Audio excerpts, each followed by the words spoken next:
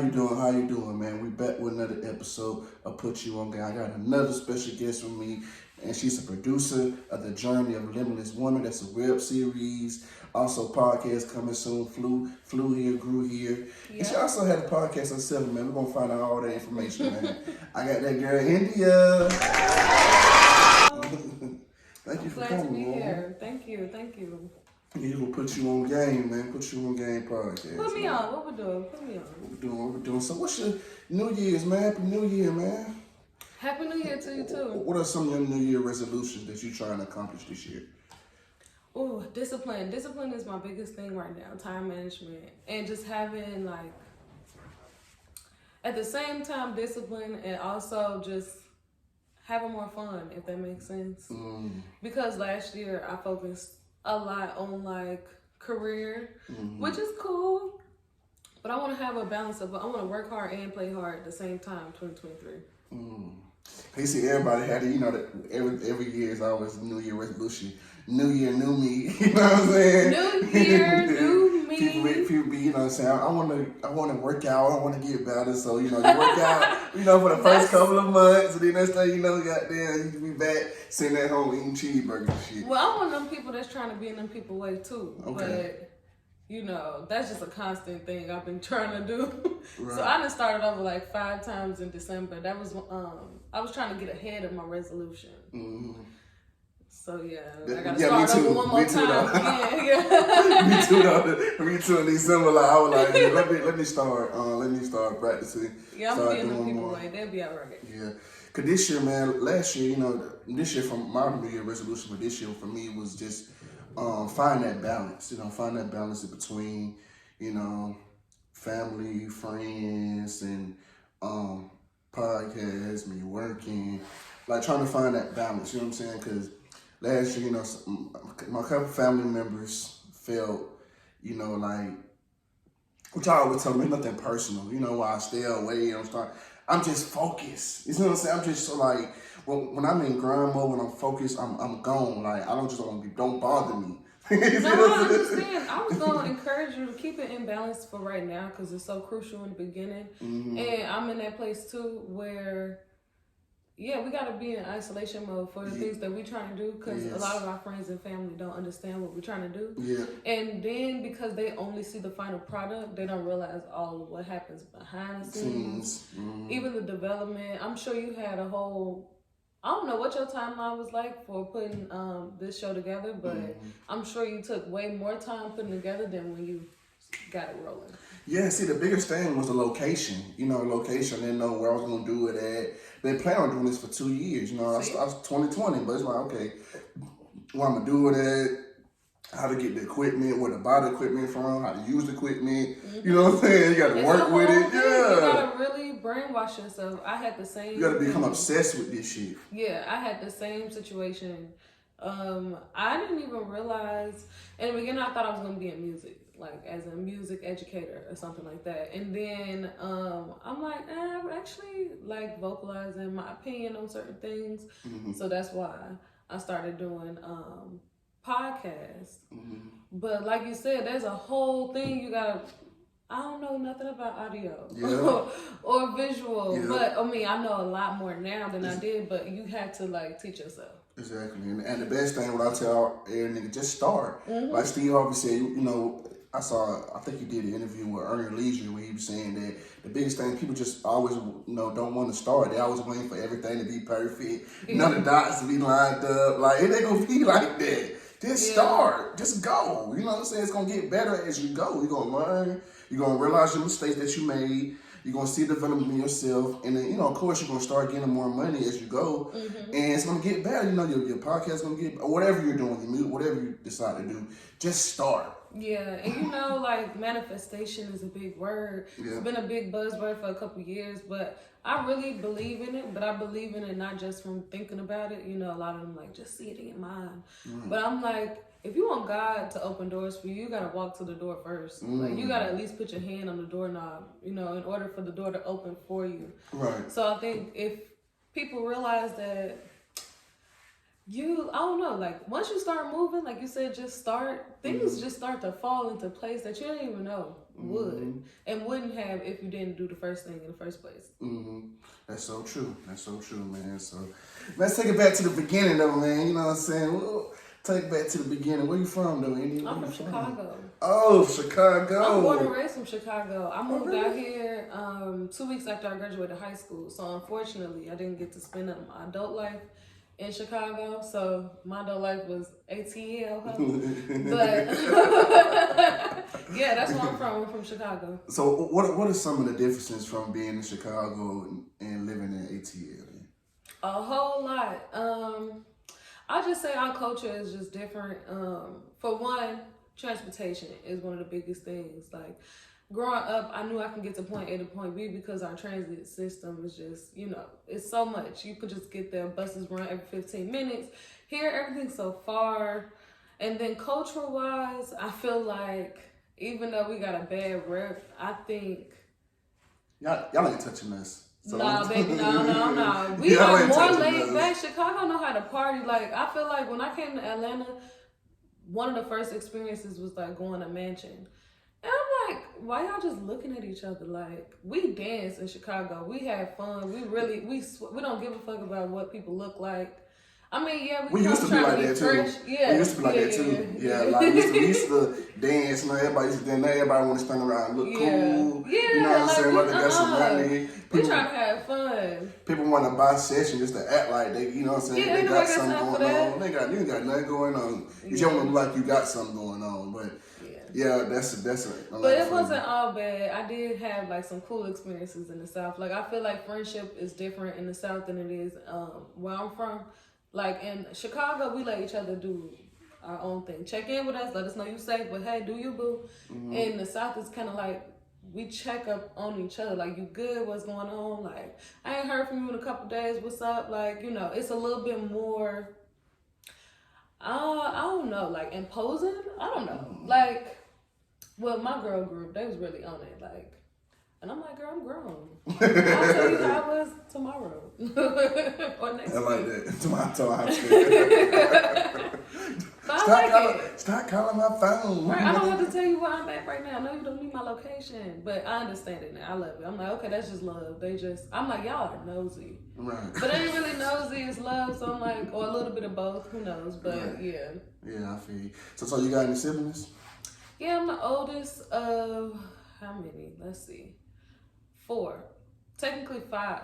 Okay. I would say I have 4 younger siblings. Yes, 3 little sisters, 1 young brother. So. Oh, okay, so you the oldest, so you're trying to set a good example. Yeah, I feel like I had that pressure for a long time. I'm the square out of all of us. I am. Let them tell I'm the square. Let them tell it. I'm the square.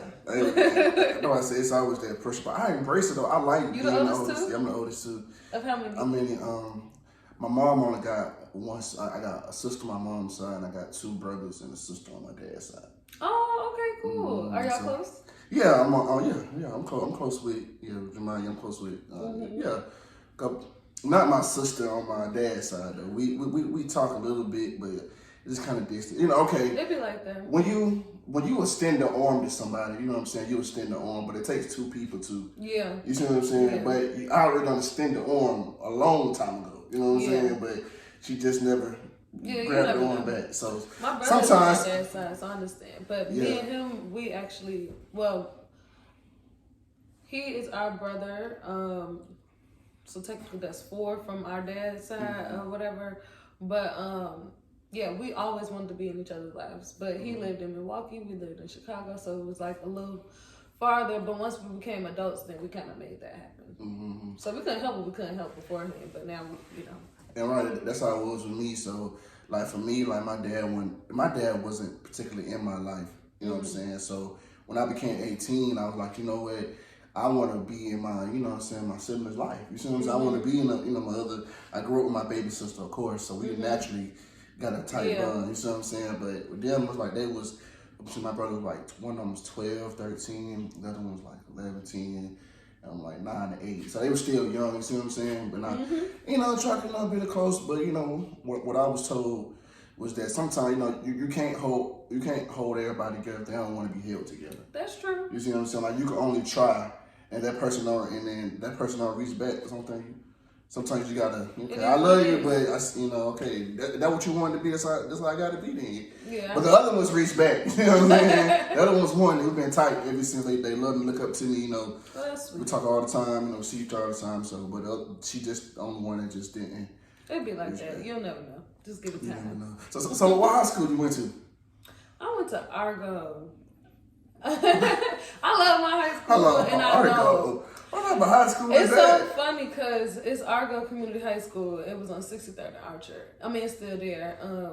But while we were there, it was so funny because it was in this weird area. It was like southwest suburb. So it's near the Midway airport. Mm-hmm. On 63rd and Archer. You cross the street, you in Chicago. Across the street, you in this place called Summit, which is really where Emmett Till's family is from. His mom went to my high school and stuff. So they still have like black culture and really cool history or whatever. But we always felt like, because a lot of us were, not to put all of us on blast, but a lot of us were Section 8 kids. So we had just moved out of the city and went there. Mm-hmm. And so a lot of us felt like we wanted to go back to Chicago. So when I would be like, Argo is one of those type of things. But I had a lot of fun. It was cool. It was extremely diverse. Okay. So I'm very grateful for that. And yeah.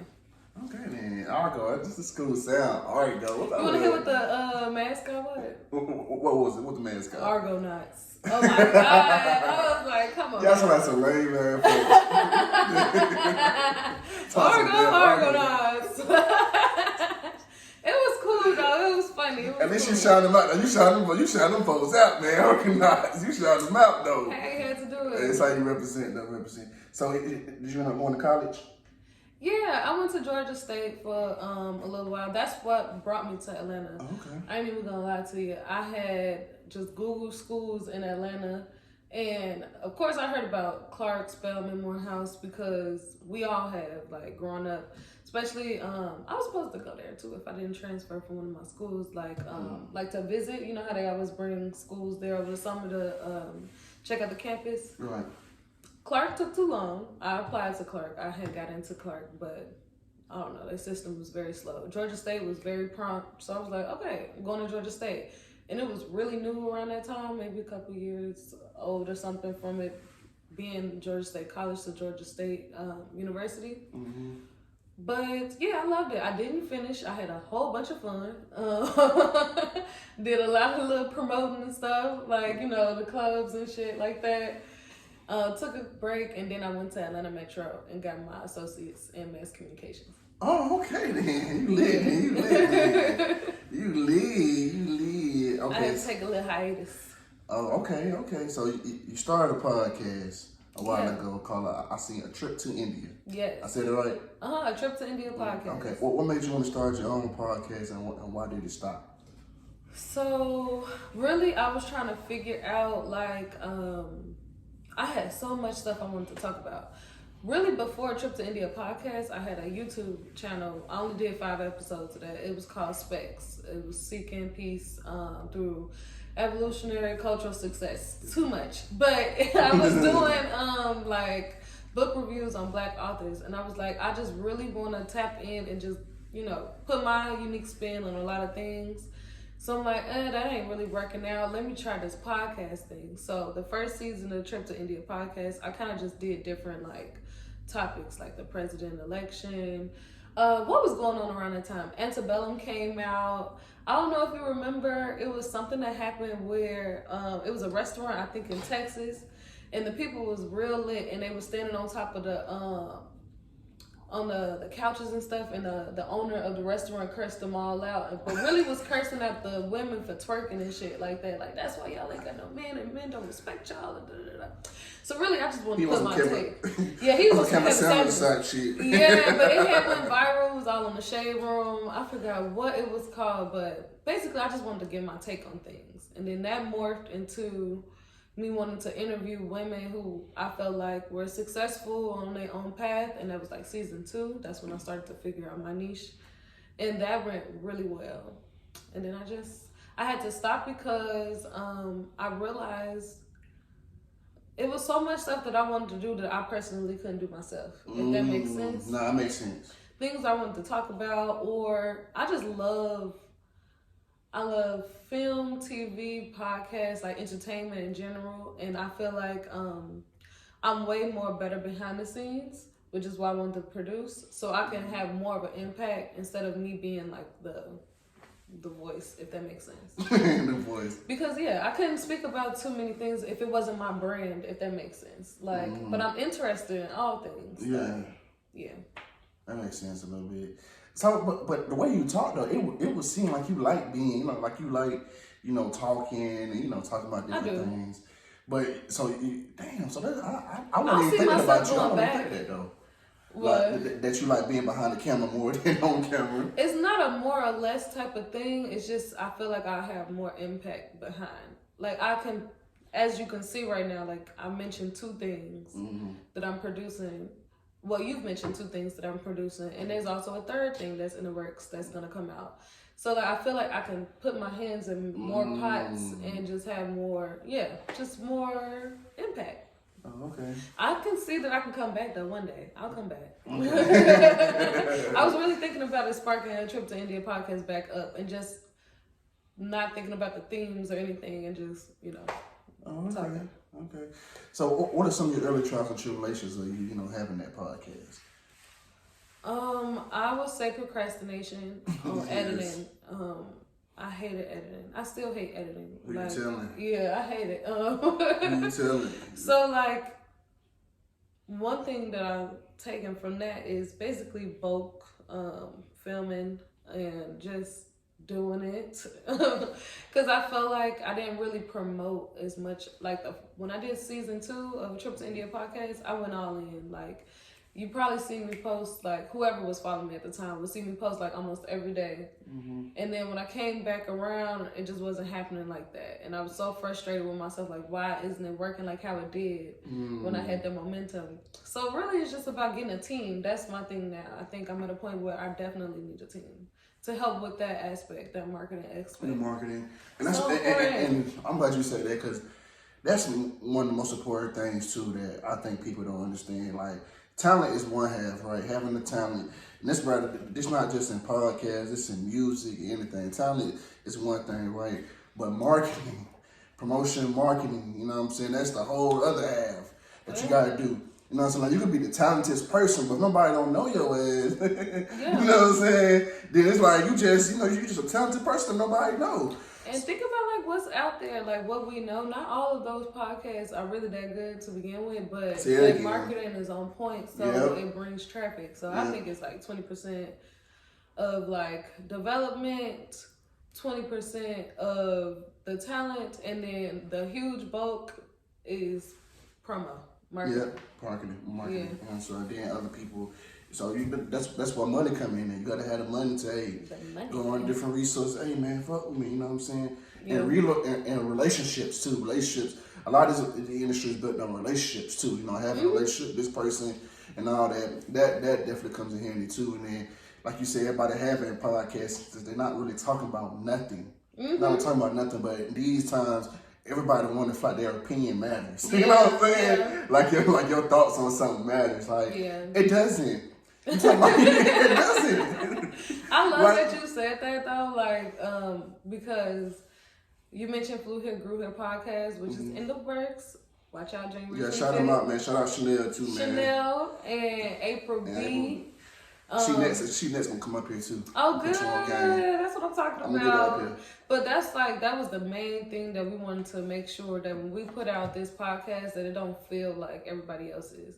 And that what she was saying too. Yeah, like for one, I was thinking, like let's just give a unique take on something that's lighthearted. Everybody talks about sex and all that stuff. Not saying that they won't pop up, but it ain't the main focus. Every episode is going to be a little different. 50-50.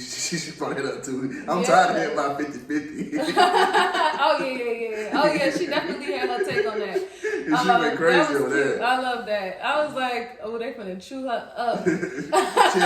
she had got a little tipsy on that tequila. She was so going funny in on that one. I can't wait till y'all see that part. I'm definitely probably gonna put a clip out of that, and that's so funny. But yeah, I was like, we just gotta shake it up, and I think that they're gonna go so far. I'm so excited about them. I mentioned them before we even started recording. I'm like, ooh, I think we got something special, and a lot of people are like, what is it about them? Why you think they're the ones? I said, they the ones. Like, if you see them on camera and the way that their personality hits, and that's something I feel like I got a good eye for. I'm like, nah, y'all might love it. So stay tuned for Flew Here, Grew Here podcast. Stay tuned for sure, man.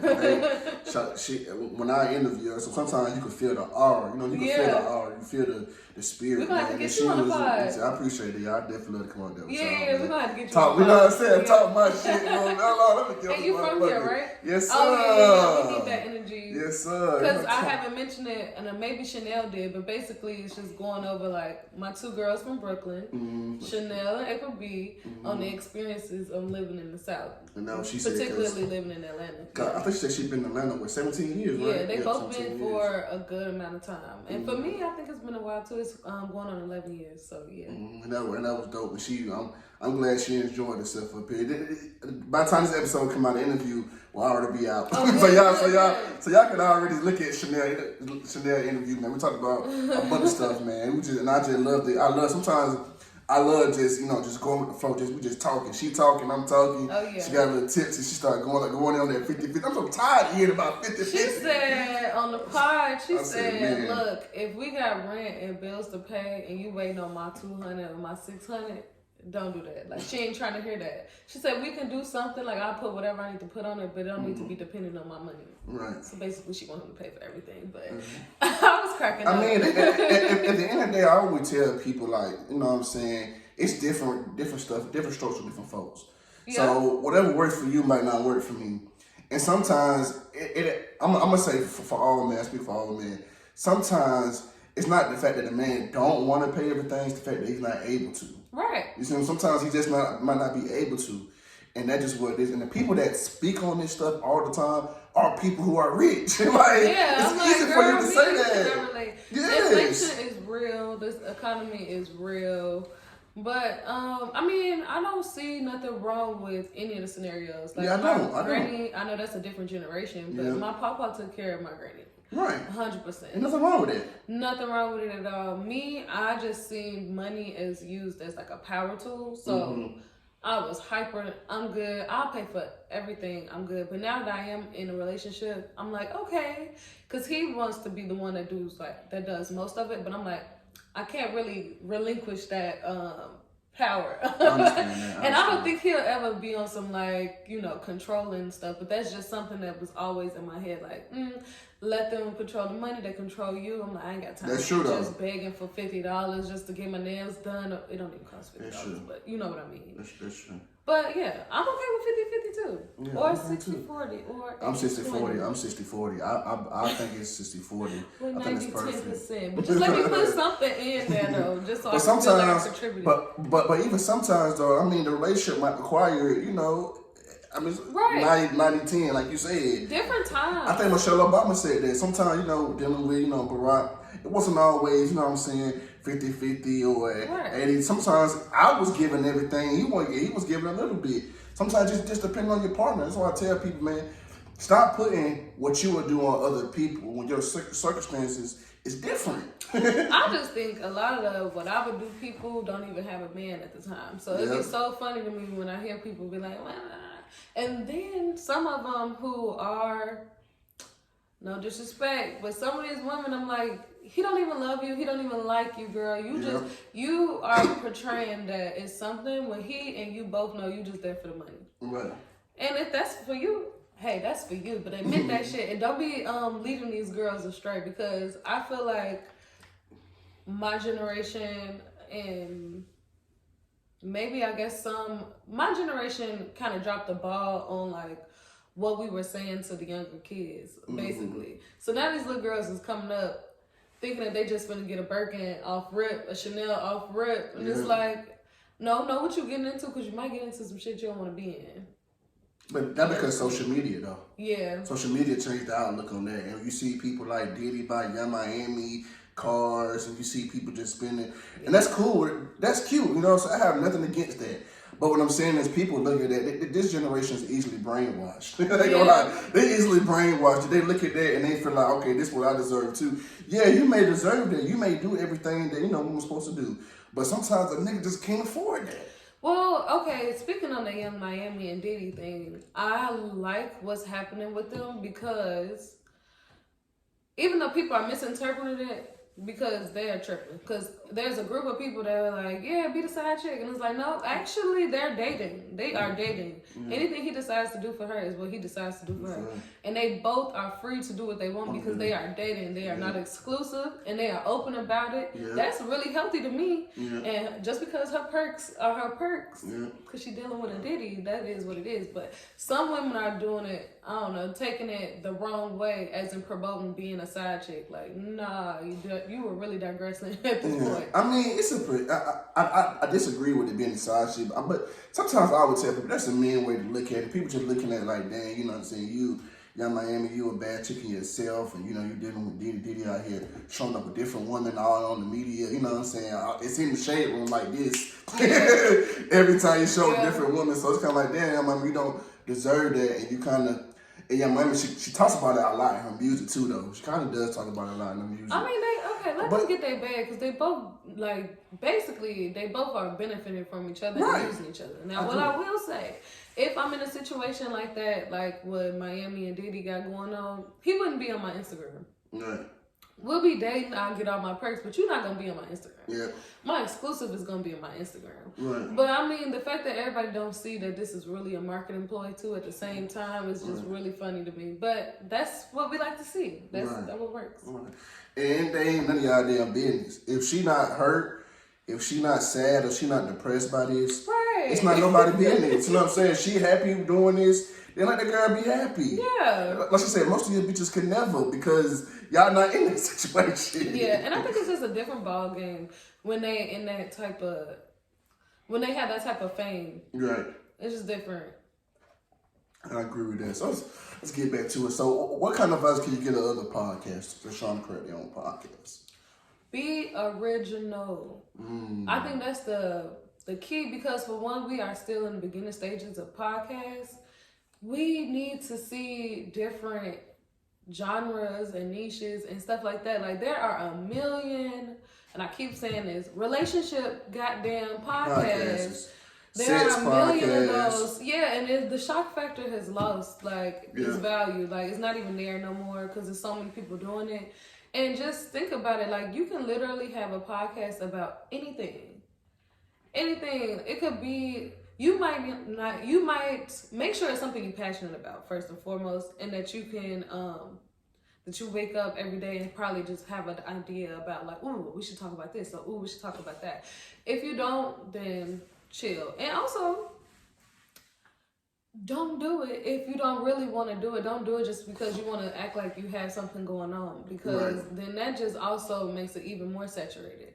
So I also encourage you not to do a damn podcast if you're trying to do a podcast just to do it. Because I've heard people be like, yeah, I want to do a podcast, but I don't know what I want to talk about. Then you don't want to do a damn podcast. Like, you just want to have something going on. And if that's the case, jump on different people's stuff. Like, be a guest, be an honorary guest. Don't start your own, though. Not at the moment. But be original. I think that's going to take you a long way. I like that, man. And kind of what I said, like you said, people know what to talk about. People talking about the same things. I think podcast just got popular over the last couple of years. I know I didn't start looking at podcasts until I saw Drink Champs. I saw Drink Champs did an interview. And I think that's a cool one. That's a cool niche. Yeah, and then the reason why I tell people, like, the reason why Drink Champs blew up and it's number one, because the whole they have a good time. When you look at loves to drink. He's centered around something he loves to do. Yes. And it gets you, and the method is, I'm going to get you drunk so you can spill everything. Because when people get drunk, that's what they do. They're going to spill it all. Do you think there's a line, though? Do you think there's some type of responsibility? Because remember, he had that stuff blow up with Kanye. You see, I had a problem with Nori with this, and I'm glad you brought it up. I'm going to speak on this. I feel like everybody in their right mind, and you can agree to this, India, that everybody in their right mind knew that Kanye was gonna get on here say something and wild. say something, because he had been doing it for that last couple months. Yeah. Matter of fact, I don't think it's a couple months. It was every week Kanye was in. He would interview. People started blocking him. Yeah.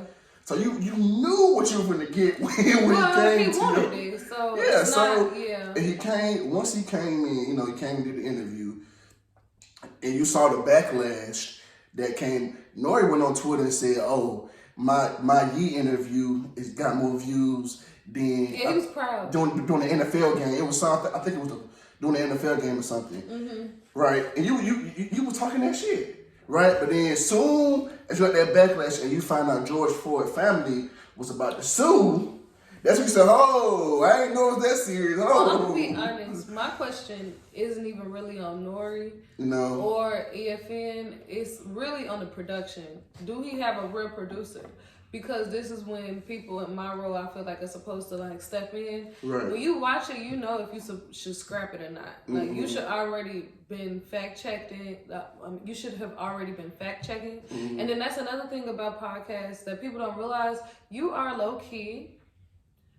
Not you are a journalist, right? Like, and a lot of people didn't go to school for it, so they're not even realizing like that they're stepping into a responsible role. Like they have power, and so the influence, they will get consequences. Like there are consequences that come to what they say, and I think people don't realize that when they do a podcast. They're like, "What? I'm just on here talking," and it's like, well, when you get more eyes on there, you will get consequences for what you're talking about. So just make sure you have somebody, or you have the wherewithal to be able to like fact check, make sure you ain't putting out nothing that's false or that's gonna bite you in the ass, give you some fines or something like that. But yeah, I don't know. And that's why DJ FN said that I'm not a journalist, because journalists have the ability to combat what he's saying. Because I saw Nori, he actually explained, he talked about it on the episode with Earn Leisure, where he said that the stuff Kanye was saying went over his head. Because he's not into politics, you know what I'm saying? He's not into that, so he's not really understanding. But the George what Floyd he one said. shouldn't have went over his head. It went over his head, yes. But, and it got this some man said views. he got fentanyl. Yeah. I'm like, come on now. Like, we all watched that. But, and you should have removed it. And now since you got the backlash, now you want to go back and remove it, and you're acting like you were so sorry. I feel like you should have done that to begin with. Yeah. Not do that once everything. He was proud. He was proud. He was really happy about his numbers. Yeah, and it was like, but everybody knows gonna do numbers. Anything Kanye do, if I get Kanye on here, I'm gonna do numbers. Yeah. Cause you know what Kanye gonna say. Kanye has that attraction about himself. Like people just want to hear the stuff he's saying. And I don't think Kanye is necessarily wrong in what he's saying. It's how he delivered the message. And he's not really. He's kind of putting on everybody instead of naming out specific people. Well, this man said he don't read, so the man don't be right. So I can't listen to a person that said they don't read. Because where you get these facts from, bro? Like, God ain't just coming to you and telling you this. Like, where you get this from? I agree. So I can't listen to a person that said they don't read. I don't understand that. But I still... Okay, so since we here, let's stay here. And this cancel thing or whatever. What's your line? Because I can still listen to a Kanye album. I'm still gonna listen to his music. Yeah. Politically, I don't want to hear nothing from him. Like I'm not gonna support his ideologies, but I do like his music. Me too. So what's your big line? Kanye fan. Because you know we can jump to a R. Kelly. Both of these people, unfortunately, are from Chicago, and I grew up on both of them. But I can't listen to R. Kelly because my line is sexual abuse. I don't think Kanye has went over a line that he can't come back from in my eyes. But I know a lot of people were on some like, well, you shouldn't listen to his music or anything or support him or da-da-da-da. And I'm thinking like, that's not my line. So when it comes to, I'm glad you brought up sexual abuse and R. Kelly. So some people felt like you could separate the art from the artist. You see what I'm saying? Like separate the man from the artist, right? Kanye, R. Kelly the man and R. Kelly the artist, right? So I'm glad you said it. So in your estimation, you can't do that. No, you can, because I did it with Kanye. But my line is what he crossed. R. Kelly crossed the line, that's my line. That's my boundary.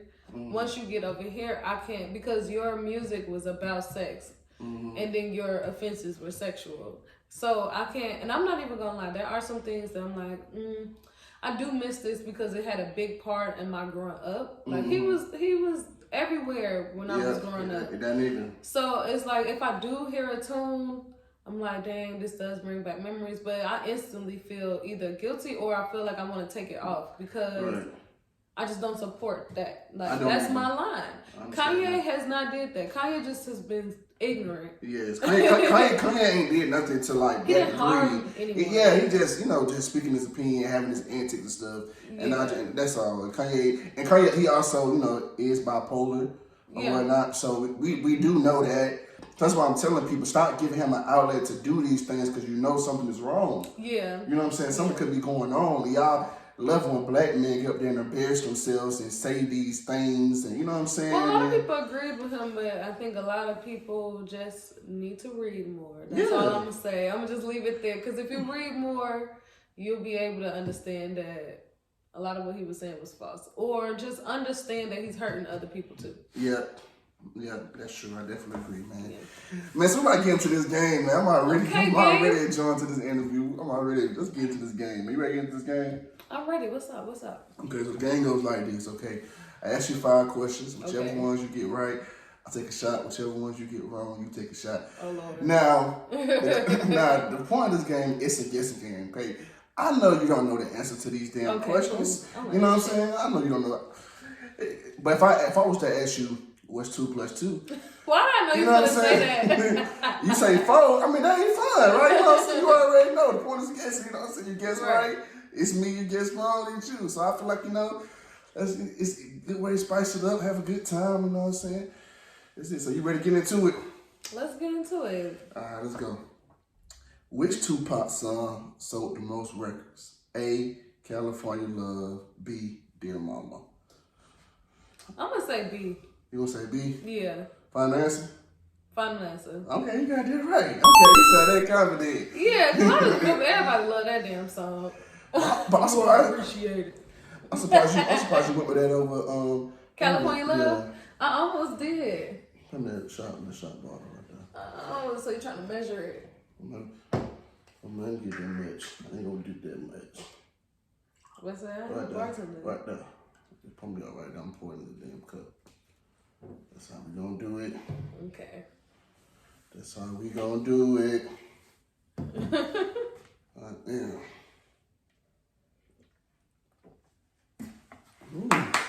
Proud of you. Took it like a G. Let's go. You proud of me? Still, speaking of Kelly, I got R. Kelly question. Oh wow. How many Grammys did R. Kelly win for his song I Believe I Can Fly? Was it A, 2, B, 3? I'm gonna say B. That's wrong. Everybody seen that damn song. Yes. Oh. Let's go. Still haven't been beat 5-0 yet, folks. Still haven't been beat 5-0 yet. Let's go. All right. How many MVPs has the great, rest in peace, Kobe Bryant won? Was it A, 1, B, 2? How many MVPs? How many MVPs? Most valuable players. I don't fucking know. I'm going to say A. You got that right. Okay. Hey, you see what I'm saying? Let me tell you something, man. Every time people say that, like I said, I got to stop falling for this. I know I say this in every episode, but every time people be like, I wouldn't know this, they always get it right. Yes, every single time. I'm starting falling for that. My ancestors, they I'm gonna start falling for that. Oh yeah. Let's pull you up. I'm gonna start falling for that stuff, man. I'm starting because y'all just be giving me every single time. Look like you might give me 4-0. I'm at 4-1. Let's see the way you going. You on the street. All right, let's go. Let's get it. You on the street. Let's go.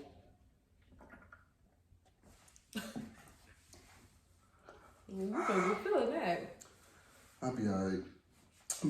Who has played in more movies? A, Vivica Fox. B, Gabrielle Union. Why did I know you was going to say both of them? I'm going to say Gabrielle Union. And that's wrong. Vivica Fox. Really?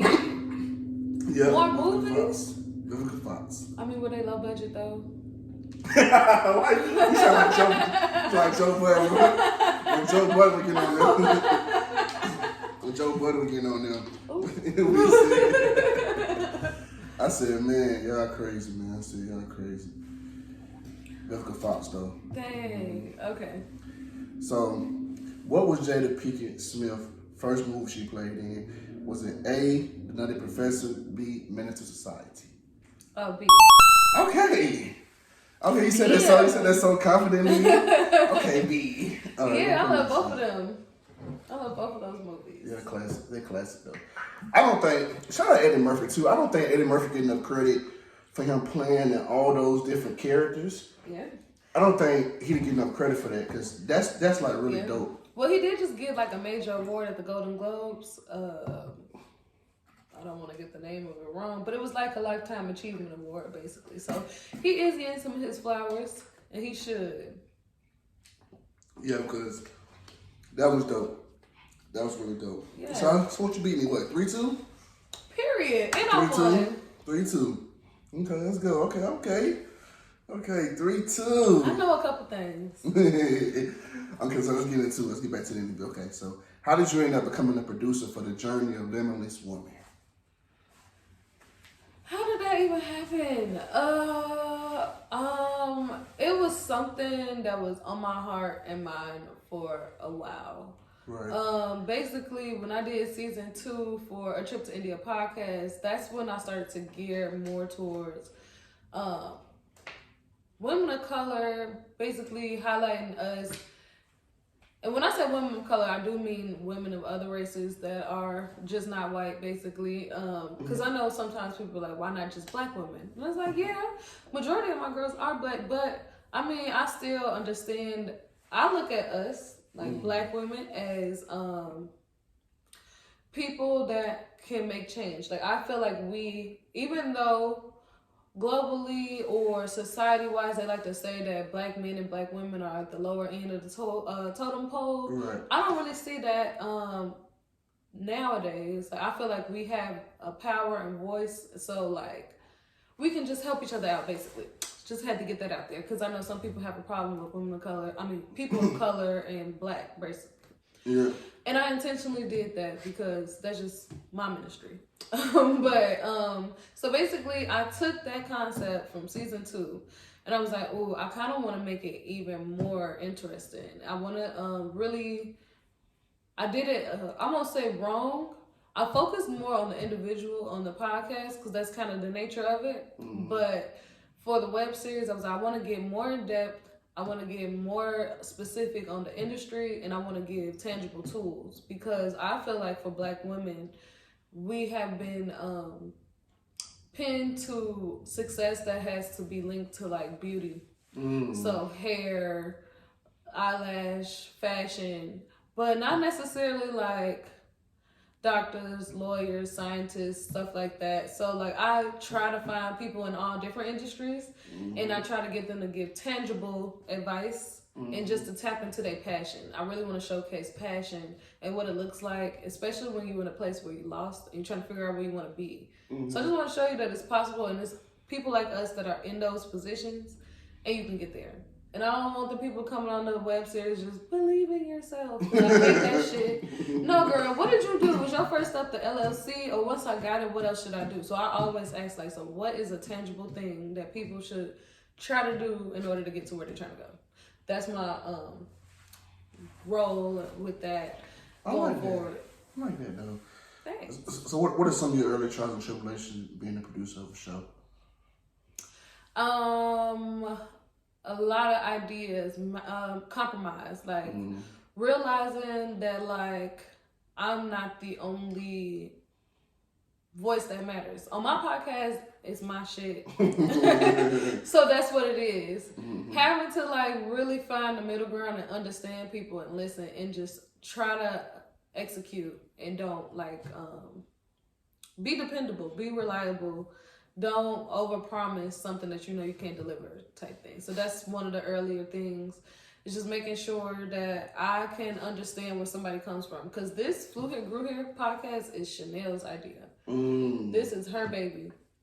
I'm just trying to help put it out there by adding whatever I can add, you know, to it. But that's her baby. So it's about like understanding what people want and being able to deliver it. Yeah. I like that. That's what's up, though. That's what's up, man. So, what kind of advice can you give to other upcoming beautiful women who are trying to be a producer like yourself? Oh, I would say time management. I would say believe in yourself. Like, really know that your vision is there for a reason, especially if you want to be a producer. I would say read more about your role, because I'm in the process of doing that too. Like, just understanding that you should be always excited to learn more and evolve in what you're trying to do so you can execute different things. So yeah, just read more, be more disciplined, be willing to listen, and yeah, believe in yourself and know that your vision is there for a reason. Okay. Yeah. So, what's one thing you know now being a producer that you wish you knew when you first started? What is something that I know now? Money. Money. So much money. Ways to get to money. Because it really goes into everything. Yeah. Like, yeah, you have to pay for a lot of things. I just wish, and I'm still learning more on how to get to the bag and just, yeah, money. I already knew about the whole time management shit and discipline and all that good stuff. But really just, yeah, and being very focused. Like when you're in the moment, making sure that you cross your T's, dot your I's, and just, because it's not just you being dependent on that other people are, but money for sure. Okay. So where do you see yourself in the next 5 years? So I know I mentioned it earlier. I'm really interested in television. And also film, but more so television. And so in the next 5 years, I'm hoping that I have moved up the ladder a little bit on that, like, as in, like, figuring out my role if I want to be a producer on television shows or like a director, like something like that. So hopefully I'm a first AD, second AD, or something like that around that time. Yeah, that's what I'm looking forward to. Okay, man. Okay. So what can we expect from you within the next couple of months? So Flew Here, Grew Here podcast is coming. Hopefully by the time this is out, it's probably out already. But January 25th is when we're dropping.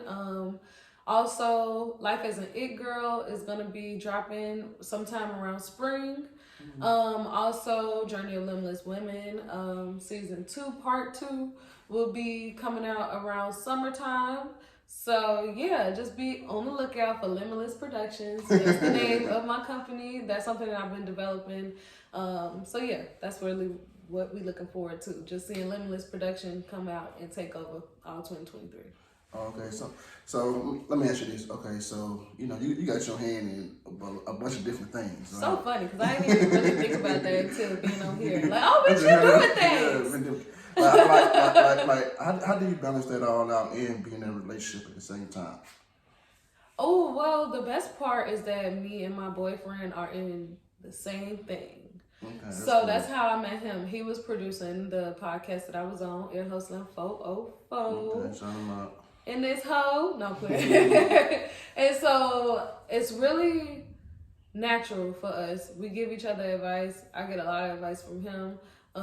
So it's really not that hard because we understand where each other's coming from. If we were in 2 different industries, which I've had that before, that doesn't really work out. But because me and him understand each other, so that's actually okay. We good because we both had the same thing. 2 different production companies that we're developing at the moment. His is more further along. Mine's is budding. But yeah, I like the fact that we can understand each other on that part. So that's been cool. That's been great. That's what's up, man. That's what's up, man. So how can we find you on social media? So I went from a trip to India podcast to very generic to my name. You can follow me on Instagram at India Fitzgerald _.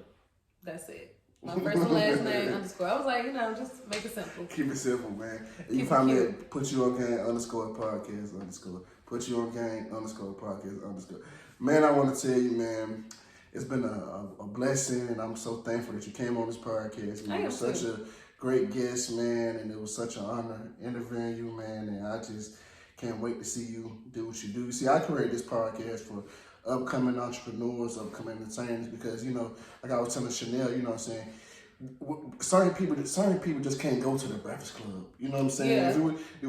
You got to have a certain status about yourself to be able to go to big media platforms. But that don't mean you're not interested. Right. That don't mean you don't have nothing to say.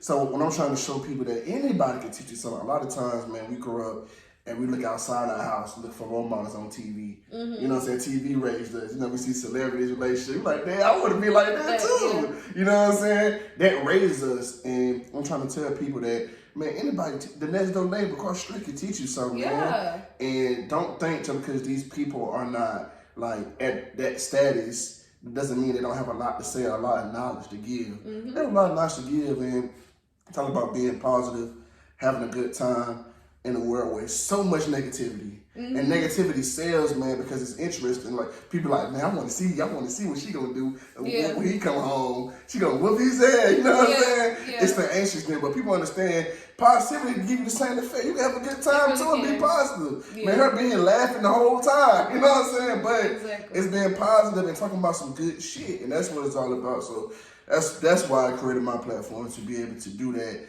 And like you said, people talking about the same thing, interviewing the same people, talking about the same topics. Like, I'm not into the gossip. I'm not into the messy bullshit.